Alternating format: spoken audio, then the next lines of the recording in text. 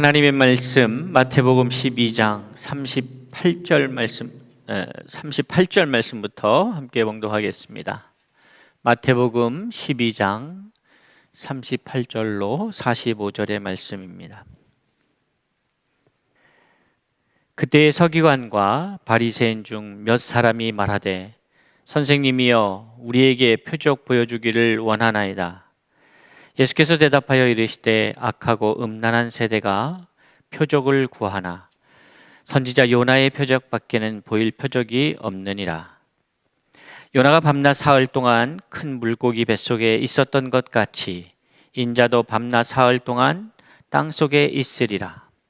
심판때에 니느웨 사람들이 일어나 이 세대 사람을 정죄하리니 이는 그들이 요나의 전도를 듣고 회개하였음이거니와 요나보다 더 큰 이가 여기 있으며 심판때에 남방 여왕이 일어나 이 세대 사람을 정죄하리니 이는 그가 솔로몬의 지혜로운 말을 들으려고 땅 끝에서 왔음이거니와 솔로몬보다 더 큰 이가 여기 있느니라.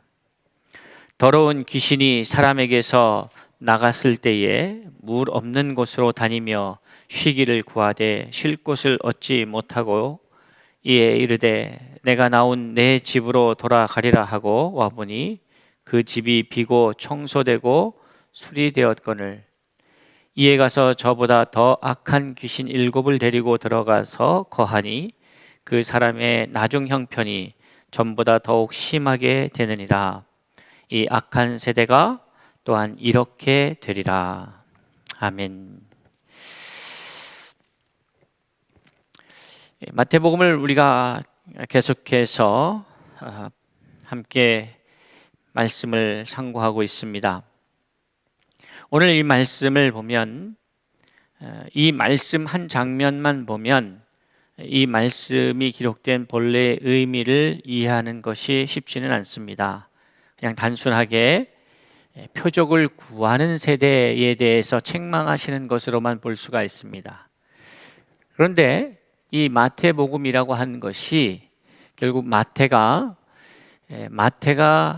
경험한 하나님, 마태가 경험한 예수, 마태가 경험한 이러한 성령의 역사 속에서 하나님께서 마태를 통하여 세상에 증거하시고자 하였던 그러한 분명한 목적이 있을 겁니다. 다시 말해서 그것은 마태복음이 전반적으로 전하고 있는 메시지가 무엇일까?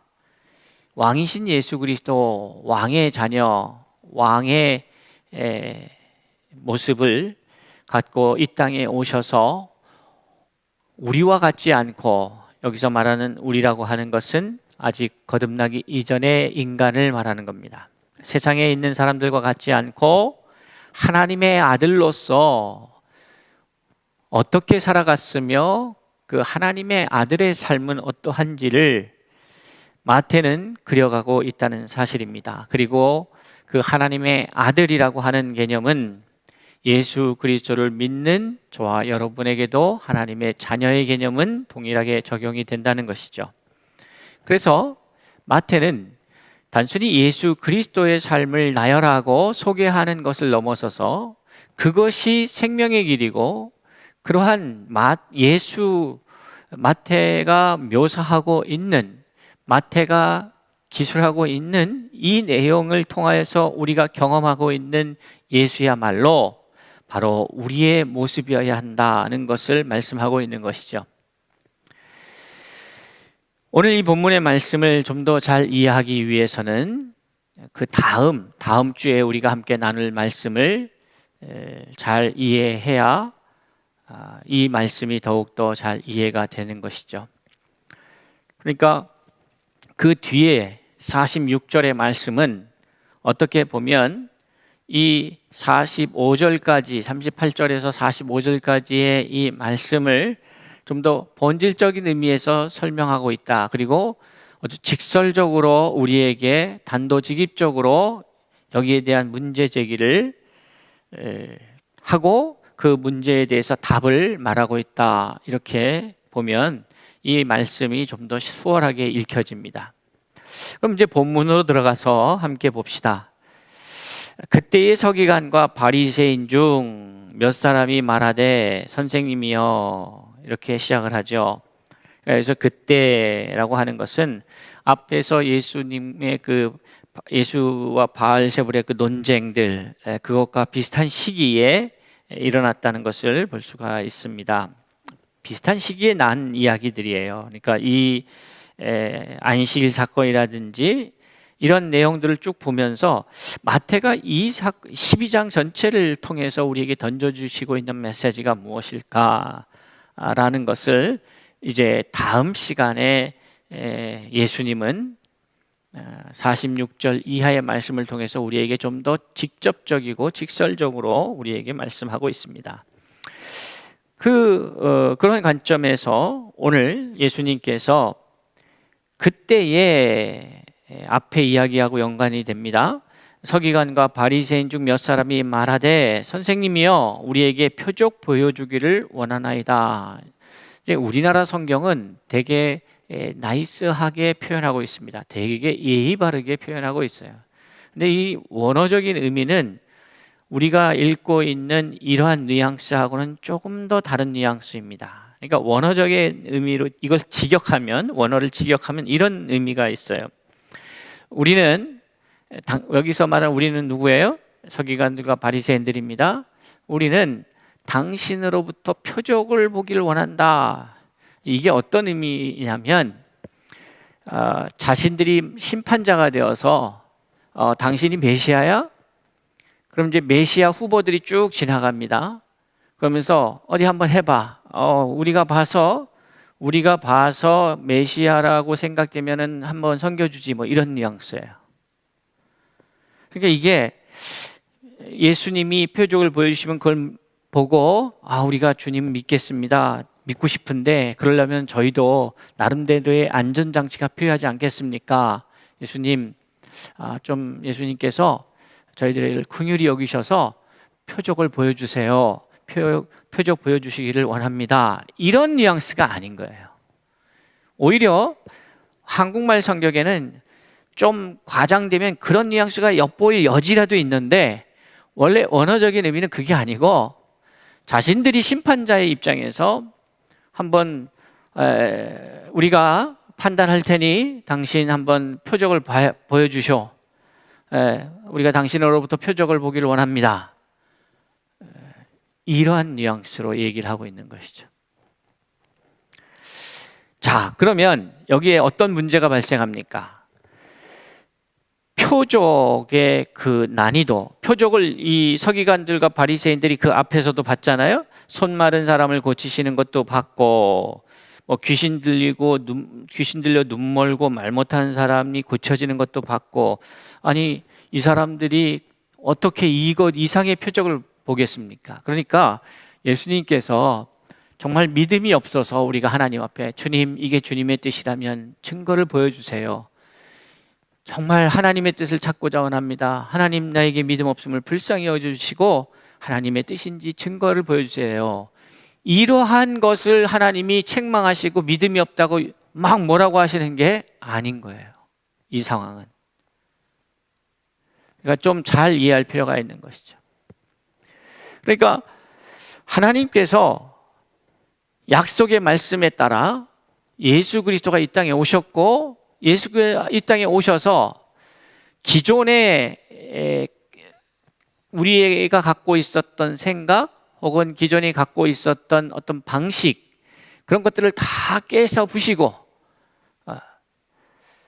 그런 절차, 그런 문화, 이런 것들 다 뒤로 한 채 당신은 당신의 길을 걸어가면서 영혼을 소중히 여기며 그 한 사람 한 사람 필요를, 자신을 찾는 이들에게 때로는 고쳐주시고 때로는 회복하시고 이런 등등의 놀라운 이적과 표적을 행하셨습니다. 그런데 오늘 또 다른 표적을 보여주기를 원합니다. 그러니까요, 이게 믿음을 갖기 위해서 하나님 앞에 간절히 은혜를 구하며 표적을 구하는 태도가 아니고, 그러니까 이런 사람들은요, 또 다른 자기가 인정할 수 있는 표적, 그러니까 누가 중심인 거예요? 자기가 중심인 거예요. 내가 메시아를 구분하는 거예요. 내가 메시아를 인정하고 내가 결정하는 것처럼. 그러니까 이것은 자기중심적이고 매우 말씀 앞에서 내가 꼬꾸라져야 되는데 오히려 내가 말씀을 판단하겠다고 하는 자들의 대표적인 모습이죠. 그러니까 예수님께서 말씀하셔요. 예수께서 대답하여 이르시되 악하고 음란한 세대가 표적을 구하나 그랬어요. 오늘의 말씀의 제목이 뭡니까? 표적을 구하는 세대. 어떤 세대가 표적을 구하느냐? 악하고 음란한 세대가 지금 표적을 구한다는 거예요. 그럼 이제 이 말을 잘 기억해야 돼요. 제가 반복적으로 말씀드리지만 앞에서도 표적을 구하는 것 자체를 예수가 막 뭐라고 몰아붙이시는 게 아니라는 사실을 우리는 알아야 합니다. 자, 오늘 39절의 표현에 악하고 음란한 세대 이런 표현이 있습니다. 이 표현하고 비슷한 표현이 마태복음 저 뒤에 가서 또 한 번 나오죠. 마태복음 25장에 보면 26절쯤에 가서 그 달란트 비유 우리 알죠? 달란트 비유에 보면 5달란트 받은 자가 칭찬을 받습니다. 그때 어떻게 칭찬을 받습니까? 착하고 충성된 종아. 2달란트 받은 자도 칭찬을 받습니다. 어떻게 해요? 착하고 충성된 종아. 1달란트 받은 자가 뭐 주님은 뭐 심지 않고도 거두시고 뭐 헛소리를 막 짓거리니까 이 주인이 뭐라 그래요? 그 사람을 향해서 악하고 게으른 종아 이렇게 표현을 해요. 이게 대비가 되죠? 착하고 충성된 종, 악하고 게으른 종. 그러니까 이것이 오늘 본문에 나온 이 표현법과 매우 유사합니다. 악하고 음란한. 이게 무슨 말인가 하면 착하고 충성된 것은 착한 것하고 충성된 것, 악하고 게으른 자 하면 악한 것하고 게으른 것이 이 두 종류를 말하는 게 아니고 착하고 충성된 자 하면 충성된 거가 착한 거예요. 악하고 게으른 거, 이 게으른 게 악한 거예요. 이게 헬라어의 문법상 그렇습니다. 그렇게 표현되는 거죠. 그러니까 오늘 그럼 이 본문을 그런 관점에서 우리가 해석한다면 뭐가 어떻게 해석이 되겠어요? 악하고 음란한 세대 이렇게 하면 악한 것하고 음란한 것 두 종류를 얘기하는 게 아니고 음란한 것을 악하다고 말씀하고 있는 거죠. 음란한 세대예요. 여기서 말하는 그 음란하다 모이칼리스라고 하는 말은 이거를 원어의 의미를 살려서 우리 말하자면 소위 말하는 간통이에요. 혼외정사. 결혼한 사람이 자기의 배우자가 아닌 다른 이성과 성적인 관계를 갖는 것, 그거를 이 모이칼리스라고 하는 거예요. 음란하다고 말하는 거예요. 자, 이것이 하나님과 그의 백성과의 관계에서 사용되어질 때는 어떻게 사용되냐면 믿음이 없는 것이죠. 그러니까 하나님 앞에서 신실하지 못한 신앙을 버린 뭐 이런 뜻으로 사용되는 거예요. 남편 앞에서 신실하지 못한 것, 아내 앞에서 신실하지 못한 것. 그러니까 여기서 음란하다고 하는 것은 하나님의 백성이, 하나님의 자녀가, 하나님의 사람이 하나님 앞에서 신앙을 버리는 걸 말해요. 그럼 무엇이 신앙을 버렸다는 건가? 뭐가 신실하지 않다는 건가? 신실한 것은 뭐냐? 충성된 것인데 이 말의 의미는 하나님의 말씀을 믿는 것이에요.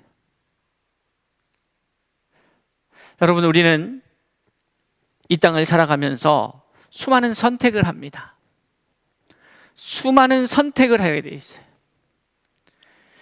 가벼운 선택부터 무거운 선택까지, 중요한 선택까지 다양한 선택을 합니다. 지금 미국에서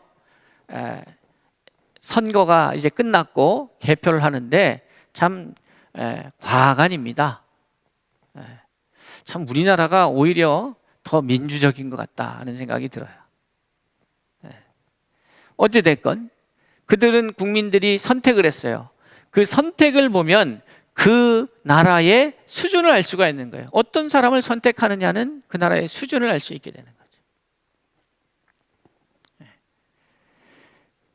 우리는 대통령도 선택하고 민주사회에서 우리의 직업도 선택하고 다 선택하는 것 같아요. 근데 사실 어떻게 보면 선택당한다, 선택 강요당한다는 말이 더 맞을 것 같다는 생각이 듭니다. 우리가 스스로 선택하는 것 같지만 어찌됐건 우리는 많은 선택을 하게 돼 있는데 그 선택할 때의 그 선택의 그 결정, 무엇이 나로 하여금 그것을 선택하게 하는가? 내가 좋아하는 것, 내가 원하는 것인가? 아니면 믿음으로 하는가? 하나님의 사람인가? 아닌가? 성령 안에서 행하는 사람인가? 아닌가를 어떻게 구별하겠습니까? 결국은 그거죠. 내가 원하는 것, 내가 좋아하는 것, 그것을 선택하는 사람인가? 아니면 하나님의 말씀 안에서 선택하는가? 다시 말하자면 나는 하나님의 말씀 안에 거하면서 하나님의 가치관 속에서, 세계관 속에서 하나님의 것을, 하나님이 기뻐하는 것을 좋아하고 선택하고 기뻐하는가? 아니면 그것과 관계없이 교회는 교회 생활이고 신앙은 신앙이고 나는 나고 이렇게 결정하며 선택하며 살아가는가? 어떤 사람인가? 신실하다 혹은 신실하지 못하다의 그 기준이 무언가예요? 여러분, 우리가 오늘 코로나 시대를 우리가 겪어가면서 가장 많이 부딪히는 논쟁 중에 하나가 우리 그 믿음의 사회에서 말하는 겁니다. 교회 안에서 예배에 대한 이야기지 않습니까? 그럼 우리가 예배와 비슷한, 예배라고 표현할 수 있는 그러한 최초의 그 하나님을 예배하는 그런 예식을 가지고 예배하는 그 장면이 어디에서 나옵니까? 하나님이 받으시는 예배와 하나님이 받지 않는 예배, 뭐예요? 가인의 제사와 아벨의 제사를 들 수가 있겠죠. 그런데 가인의 제사를 받는 과정과 아벨의 제사를 받는 과정이 나오고 그것을 위해서 그 장면에 대해서 히브리 기자가 이것을 평가하는 장면이 나오죠. 뭐라고 평가합니까? 왜 가인의 제사를 안 받고 아벨의 제사만 받았습니까? 두 가지 이유예요. 사실은 한 가지 이유지만 두 가지 표현으로 할 수 있습니다. 그러니까 가인의 제사를 받지 않은 이유는 가인을 받지 않은 거예요. 아벨의 제사를 받은 것은 아벨을 받았기 때문에 그게 접수가 되는 거예요. 그러니까 그 창세기의 말씀을 들여다보면 가인과 그 제사를 받지 않았다 그러고 아벨과 그 제사를 받았다고 말씀하시는 거죠. 그리고 이것을 히브리 기자는 아벨이 믿음으로 드렸다는 거예요. 그러니까 결론적으로 표현을 하자면 아벨의 제사는 믿음으로 드린 제사였어요. 근데 그 믿음으로 드리는 제사 중에서 가장 핵심적인 게 뭐냐면 그 사람이 받아들여져야 돼요. 그 사람이 받아들여져야 되는 거예요. 그 사람이 받아들여져야 그것이 받아들여지는 예배가 될 수 있는 거예요. 다시 말해서 믿음으로 행하는 것, 이것은 믿음의 행위가 A 형태, B 형태, C 형태, 이거는 믿음의 행위고 D 형태는 믿음의 행위가 아니고 이것은 대단히 초보적인 분류법입니다. 결국 이 과정을 통해서 이것을 숙지하고 나의 것으로 삼아서 내가 부지 중에라도 무의식 중에라도 어느 순간에도 하는 그 모든 행위가 결국 말씀 안에 있어야 되는 거죠. 그게 믿음이에요. 결국 믿음으로 행한다는 것은 말씀으로 행한다는 거예요. 말씀 안에서 행한다는 거예요. 성령 안에서 행한다는 거죠. 음란한 세대라고 하는 것은 다른 게 아닙니다. 하나님과의 관계에 있어서 나와 하나님과로 연결되어지는 가장 신실하다고 말할 수 있는 그 관계를 증명할 수 있는 게 뭐냐면 내가 말씀 안에 거하는 삶인가 아닌가죠. 그게 아니라면 내가 뭔 일을 해도, 무슨 종교적 행위를 해도 그는 말씀 밖에 있는 사람인 거예요. 신실하지 않은 거예요. 그것이 음란한 세대예요. 음란한 세대니까 오늘 이 사람들이 표적을 구하는 이유가 뭘까요? 하나님이 벌써 이미 수없이 예수 그리스도가 하나님의 아들인 것을 앞에 수없는 표적을 통해서 그들이 경험했음에도 불구하고 예수를 받아들이질 못하겠는 거예요. 그래서 또 다른 표적을 요구하고 또 다른 표적을 요구하는 거죠. 또 다른 표적을 요구하고 또 다른 표적을 요구하고. 왜 그래요? 그 근본 이유가 받아들일 수가 없는 거예요. 왜 받아들일 수가 없어요? 이 사람이 같이 말씀을 수용할 수 없는 상태예요. 그러니까 자기 의지로 나는 싫어 이런 걸 떠나서 근본적으로 이 사람들은 하나님의 말씀을, 하나님의 사인을 받아들일 수가 없는 사람들이에요.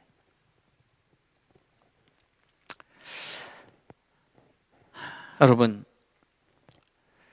예수님께서 그러한 음란한 세대를 향하여 말씀하십니다. 여러분, 오늘 나는 음란한 세대에 속한 자인가? 아니면 하나님 말씀 안에서 말씀을 이루어가는 삶을 사는 성도의 모습인가 살펴봐야 합니다. 오늘 그 음란한 세대를 향하여 예수께서 말씀하십니다. 선지자 요나의 표적밖에는 보일 표적이 없다. 선지자 요나의 표적이 뭔지를 쭉 설명합니다. 또 그래서 니느웨 사람들 얘기를 합니다. 심판 때의 남방 여왕에 대한 이야기를 합니다. 이렇게 쭉 얘기를 해요. 그런데 이게 단순히 이 이슈를 가지고, 이 표적을 가지고, 요 사건을 가지고 요것만 해결되면 이게 해결되느냐? 그렇지 않다는 거예요. 그런 얘기를 하시면서 마지막에 이런 비유를 들어요. 이에 이르되 44절입니다. 내가 나온 내 집으로 돌아가리라 하고 와보니 그 집이 비고 청소되고 수리되었거늘. 무슨 말이냐? 귀신에 관한 이야기를 하시면서 귀신이 이제 사람에게서 나갔는데, 더러운 귀신이 나갔어요. 그런데 나왔으니까 또 새로운 집을 찾으려고 막 해요. 근데 물 없는 곳으로 다니며, 이것도 참 재밌는 얘기인데 그건 다음에 합시다. 오늘 귀신에 관한 얘기를 하는 시간은 아닌데 아주 재밌는 표현이에요. 왜 귀신이 물 없는 곳을 찾으러 갔는지 여러분 궁금하지 않으세요? 궁금하면 마음 하나님 앞에 간절히 사모하십시오. 그러면 알려드릴 테니. 그러니까 나갔단 말이에요. 그래서 나가다가 이렇게 쉴 곳을 얻지 못하고, 여기 쭉 찾다가 쉴 곳을 얻지 못하고 다시 와봤더니 깨끗이 청소가 되어 있는 거지. 그러니까 뭐라고 얘기하는 거예요? 저보다 더 악한 귀신 7을 데리고 들어온다네. 다시 말해서, 자, 우리 코디엠 교회 또 서울중심교회 성도님들 잘 기억하셔야 돼요. 이 땅의 모 종교는 비우라 말합니다. 비우라고.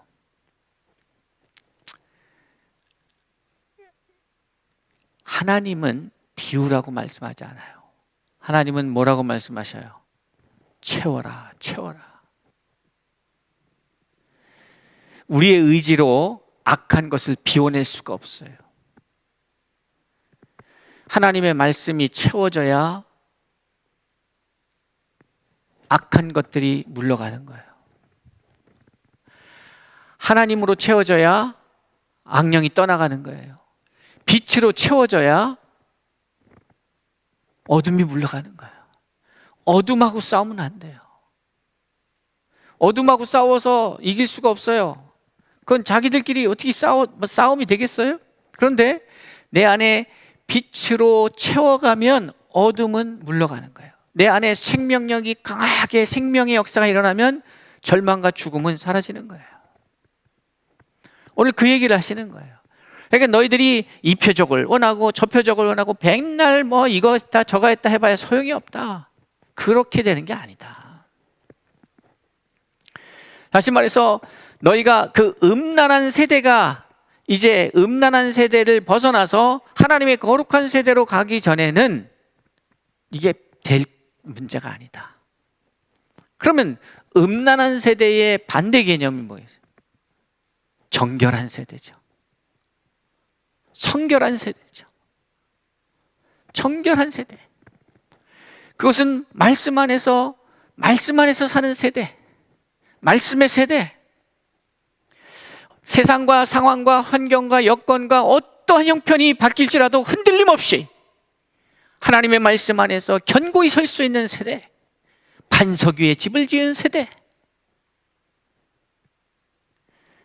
조금 어렵다고, 조금 불편하다고, 조금 춥다고, 혹은 덥다고, 이리 불평 저리 불평, 그런 게 아니고 어떠한 상황 가운데서도 하나님 말씀 안에서 견고히 무릎 지킬 만한 것보다 그 마음을 지켜 행하는 자들, 그러한 사람들이. 여러분, 우리가 다음 시간에 이야기가 오늘 이 말씀과 연결된다고 했을 때 잘 연결점을 찾기는 어려울 것이에요. 그런데 결국 이겁니다. 제가 오늘 음란한 세대는 하나님 말씀 밖에 있는 세대예요. 하나님 말씀 안에 있는 세대가 아니다. 그게 음란한 거다. 이렇게 말씀을 드렸어요.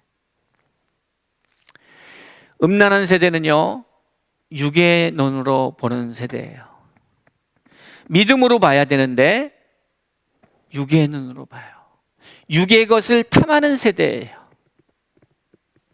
우리는 입술로는 하늘의 영원한 세계를 소망한다고 얘기를 하고 있으나 실질적으로 우리는 너무나도 육적인 것을 탐하고 있지 않은가 말이에요.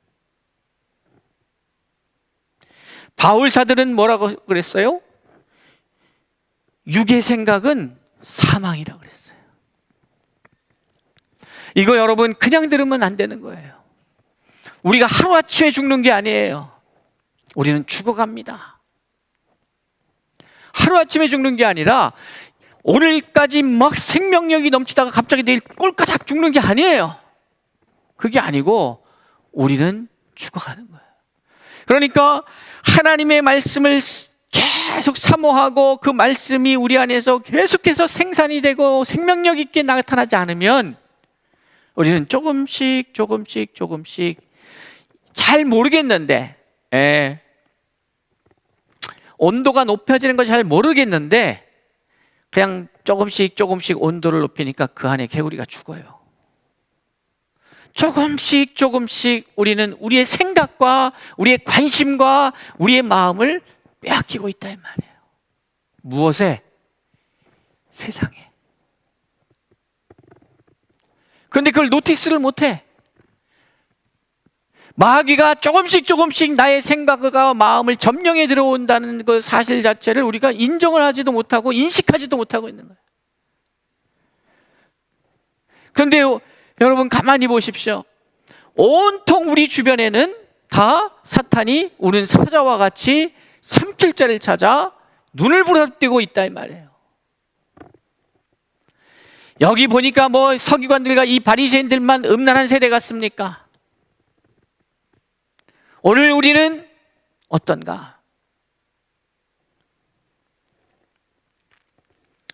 여러분 육의 눈으로 보려고 하지 마십시오. 육의 눈으로는 아무것도 볼 수가 없어요. 하나님의 나라를 볼 수가 없어요. 우리가 믿음 안에서 믿음으로 살아가지 않으면 우리는 우리도 모르는 순간 죽어가는 거예요. 바울 사도는 로마서 8장에서 우리에게 이렇게 권면하고 있습니다. 율법이 육신으로 말미암아 연약하여 할 수 없는 그것을 하나님은 하시나니 곧 죄로 말미암아 자기 아들을 죄 있는 육신의 모양으로 보내어 육신의 죄를 청하사 육신을 따르지 않고 그 영을 따라 행하는 우리에게 율법의 요구가 이루어지게 하려 하심이니라. 되게 어려운 말이에요. 이 바울 사도의 말씀을 보다 보면 참 어렵습니다. 간단하게 그거를 좀 더 풀어서 이제 5절 이하의 말을 하고 있어요. 육신을 따르는 자는 육신의 일을, 영을 따르는 자는 영의 일을 생각하나니 육신의 생각은 사망이요 영의 생각은 생명과 평안이니라. 육신의 생각이 어떻게 나와요? 육신을 따르는 것부터 시작되는 거예요. 육신의 생각은 그냥 육신의 생각이 탁 나는 게 아니라 육신을 따르는 것. 그러니까 그걸 추구하고 그걸 좋아하고 그 길을 선택하고 하다 보면은 어떻게 돼요? 그게 결국 그 생각으로 가득 채워져요. 그럼 어떻게 돼? 사망이다.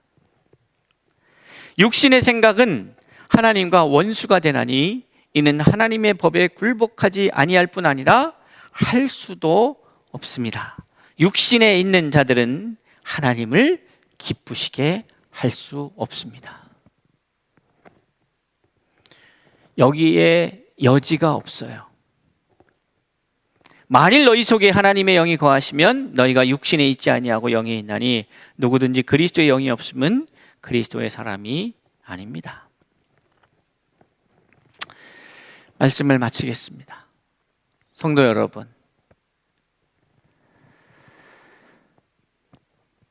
우리의 생각이 무엇으로 가득 채워져 있는가? 매우 중요합니다. 하나님의 말씀으로 채워진 세대는 정결한 세대예요. 성결한 세대예요. 그러나 말씀으로 채워지지 않은 세대는 음란한 세대예요. 음란한 세대는 자기들이 하나님을 판단하려고 해요. 자기들이 보고 이거는 하나님이 하는 일이야, 저기가 하느냐. 그렇지 않아요. 내 생각에는 이해가 되지 않고 내 생각에는 아니더라도 하나님의 말씀의 역사를 우리가 볼 수 있어야 해요. 그것을 바라보며 기다릴 수 있어야 해요. 우리는 성공과 실패 또한 세상의 관점에서 판단해서는 안 돼요. 세상의 기준으로 하나님의 일을 판단해서는 안 되는 거지. 실패하면 어떻습니까? 이 땅에서 하나님의 뜻대로 살는데 그 결과의 최고의 경지가 뭐냐면 의를 위하여 핍박을 받는 거예요. 여러분, 이 땅에서 성공하려는 게 목적이 아니에요. 성공은 도구예요. 목적이 될 수가 없어요. 하나님이 하나님의 뜻을 위해서 어떤 사람은 성공시키기도 하고 어떤 사람은 실패시키기도 하는 거예요. 어떤 사람은 잘 살가기도 하고 어떤 사람은 가난하게도 하는 거예요. 우리가 하나님의 뜻을 묻지 않고 우리가 이것이 더 좋아 보이니까 이것을 추구하려고 하고, 목사가 하나님의 뜻을 외면하고 이렇게 하는 게 더 그럴싸해 보이고 이렇게 하면 내가 좀 더 성공한 것 같고 이걸 추구하면 그게 목사입니까? 그게 하나님의 사람입니까?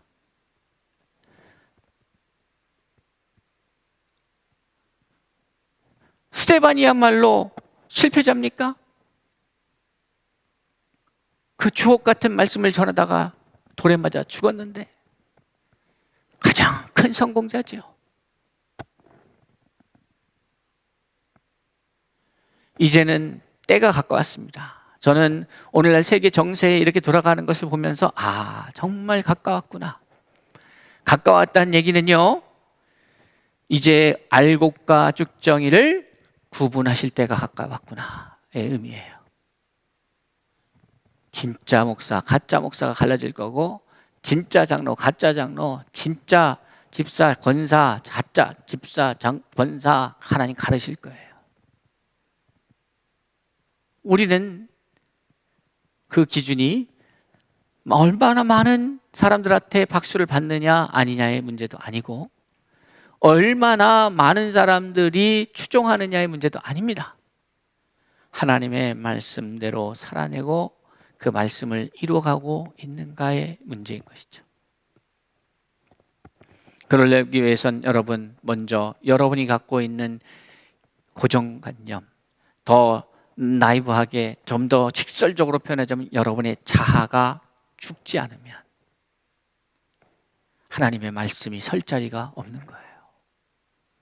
그러니 우리 서울중심교회 고대인교회 성도 여러분, 쓸데없는 걸로 에너지 소모하면서 싸우지 말고 비대면 예배, 대면 예배 이런 거 갖고 이 에너지 소비하지 말고 하나님 말씀 붙잡고 말씀 앞에서 내 자신을 계속해서 영원한 하나님의 나라에서 마음껏 즐길 수 있는 역량의 사람으로 나를 세워가는 것, 무엇으로? 말씀으로 나를 만들어가고 준비해가는 그것에 우리는 우리의 일생을 던져야 되는 거예요. 다른 그 무엇도 아닙니다. 저는 우리 서울중심교회와 코디엠교회 성도들이 마지막 때에 하나님께서 찾으시는 그 한 사람 될 수 있기를 바라요. 우리 교회가 하나님이 찾으시는 그 교회, 그 성도, 그 목사, 그러한 사람 되어서 하나님을 기쁘시게 한다, 그런 말 저는 별로 쓰고 싶지 않습니다. 하나님을 기쁘시게 위해서 그런 게 아니라 결국 내가 영원한 생명을 누리며 그 안식에 들어가 함께 누리기 위해서 우리는 그렇게 해야 해요. 그 외의 방법이 없어요. 표적을 구하는 세대는 악한 세대라고, 악한 세대가 표적을 구하는 세대라고 오늘 예수님 말씀하시는데, 그 세대는 음란한 세대라고. 그 음란한 것은 하나님 앞에서 신실하지 않은 자, 말씀을 인정하지 않는 자, 말씀을 살아내지 못하는 자. 바라옵기는 성도 여러분, 중심교회, 호디엠교회 이 말씀을 듣고 나누고 있는 모든 성도 여러분, 하나님이 찾으시는 그 한 사람 모두가 될 수 있기를 바랍니다. 그리고 여러분의 관점에서, 세상의 관점에서 보지 말고 믿음의 눈으로 세상을 보고 믿음의 눈으로 사람을 봐야 합니다.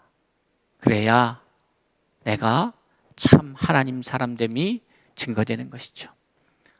그렇게 될 수 있기를 바라면서 우리가 다음 주에 이 말씀과 이어져서 정말 예수님께서 우리에게 던져주고 있는 새로운 시대에 필요한 새로운 관계들, 그것이 무엇인지 한번 돌아볼 수 있기를 바랍니다. 우리 기도하겠습니다. 아버지 하나님, 어떻게 보면 참 예수 믿기가 쉬운 것 같은데 어떻게 보면 너무나도 어렵습니다.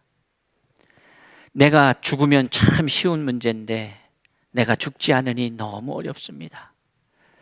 죽어야 사는 이 진리를 깨닫게 하시고 그것을 누리게 하여 주옵소서.